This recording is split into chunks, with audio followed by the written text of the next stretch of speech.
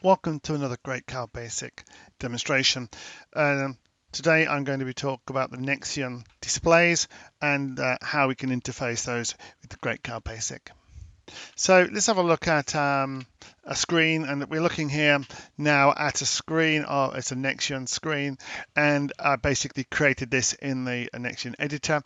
It's a large screen, and I've got a background picture. I've got some text on it here, and this line of text is coming from the microcontroller itself, the chip type and the megahertz of that chip. This value, the MCU value, is coming from the microcontroller, so you could do a sensor or anything you like, as many as you physically can, and it's got some logic inside of the Nextion to change the color and the words. We've got a page select. If I select that page, it will go to a black page, which is called number 2 page, number 1 page, and this is page 0. And finally, what I've got, and I should explain that page change is activated by the microcontroller.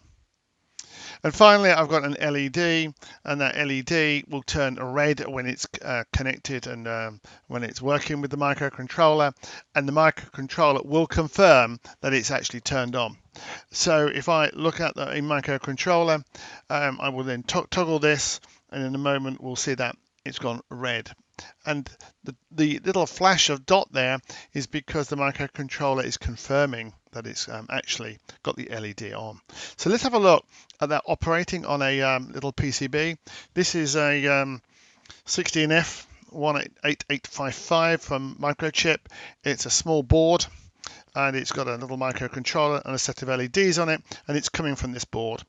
And so if these LEDs are done in a little bank here. If I push that there, you can see on the bottom camera that in this zone here that the LED is coming on, and sure enough, we can do that. And the microcontroller is controlling the logic here. That's where the important work's been done. So let's have a look at how it does that. Well, we'll start with the Nextion UI. Here is the Nextion UI. You can see I've got a background picture, I've got the text you saw, but this text here has been replaced by the information sent from the microcontroller. This is the page change. That does nothing because it just sends an event to the microcontroller. This toggle event doesn't do anything within the Nextion. It actually sends it a component ID or an object ID to the microcontroller, and this is the LED, and you can see it's red and black, and that's to indicate that it's live.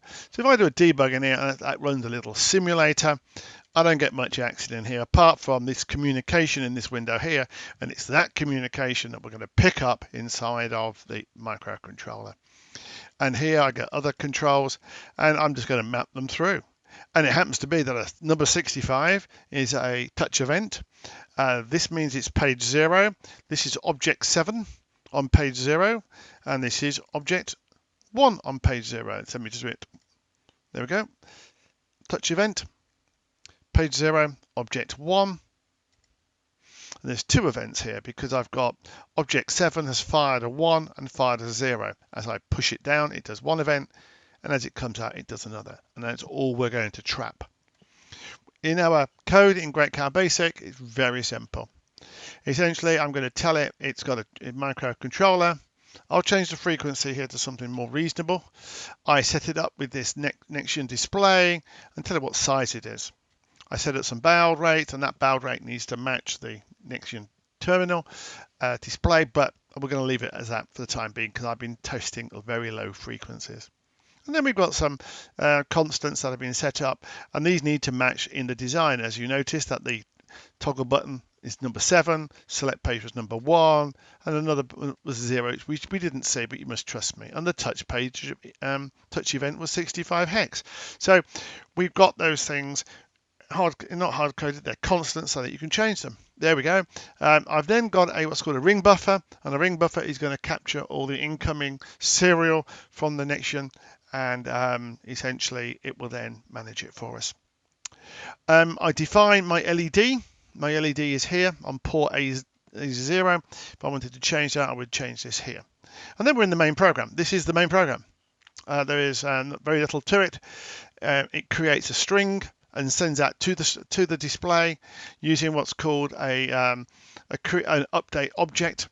And it's a method that we've defined a long time ago, and I'm saying to it just send that value out to an N0 object with a value, and it sends it to it, and that's what's updating that number continually because it's adding it by 1. And then once it's receive some data in the ring buffer, it says, okay, what have I got to do? It says, well, if the next character coming in was a touch event, I'm interested in it. If it's not a touch event, I'm not interested. Okay. It says, okay, what was the case of the next event? Was it a page 0 event, which is the first one we're looking at, or was it a page 1 event?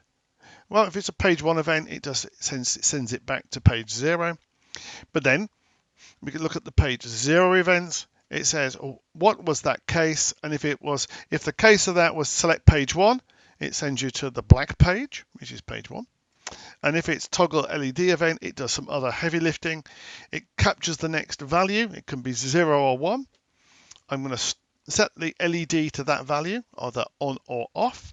And then if the incoming value was on, it updates the icon as red. And it does it a few times to make sure it does it, because I have learned with this device, it has buffer overruns, not the microcontroller, but on the receive end, and I want to make sure it works. So if I, in Great Car Basic, compile that and upload it, we can have a look at that inside of here, change, and we'll see it change to 32 megahertz, just to say it's live. I can show you the other camera, and sure enough, if I lift that up, show you that, I've got an LED that's lighting up. Okay, there we go, it's lighting up. Now, the beauty of Great Car Basic, it is what's called portable. So I can do the same in hundreds, thousands of different microcontrollers. So what I'm going to do is I'm going to swap out this with the same code base. I'm going to swap it out for an Uno. So common ground, I've got to put my common ground on it. I need to keep my ground on it. And then I'm going to put the transmit and receive lines into the Uno. And I'm going to turn it on. And it's already done its stuff, because you can see here the chip's changed. And if I push the button in here, the LED comes on. So what we've got is what's called portable code, and it's hard for me to convince you it's portable code. Okay, so the way I'm going to convince you is I'm going to take you to I'm going to compare the two source files, and these two source files, I'll save them both now. Okay, just to prove to you that. I'll save that file there. I'll do exactly the same there, and then what we're going to do, we're going to compare the two files, and that's a good way of us testing them. They are now sitting at the top of here, both files, and I'm just going to compare them in a differential tool. And look, the only difference here is I've got I might put that over there. Look, there we go, they're the same now. I've got a chip difference here on this line here. I had a 16F over here, and here I've got a Mega with an Uno. I've got a different port. I've got it on digital 13, and essentially the rest of the code is the same. But is it? Let me just show you this. I can take the code from the PIC and anything that wasn't defined in here. Okay, let me have a look. Let me go into I'll save that file. I've now merged those two files.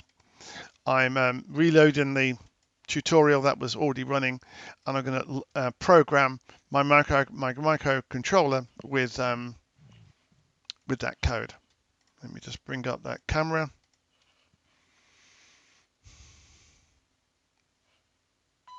I can't do that because I have to disconnect the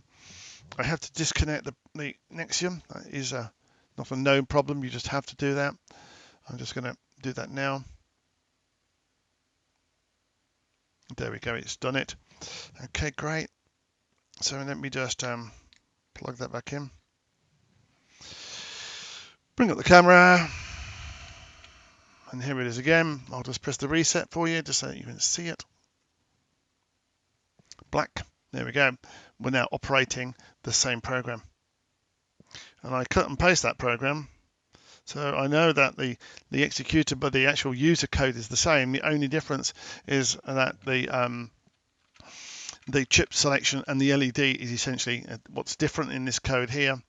I've got a large block at the bottom for the microcontroller, but it's I need to set up the comms port. And essentially the rest of the business logic is the same.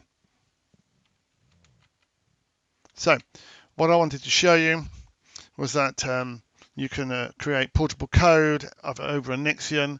I've got my my Uno sitting down here still. It's still jabbering away. It's updating this number. It's getting the LED status sent through. It's sending its chip ID at the top. Portable code on the Nextion. I'll call that a day.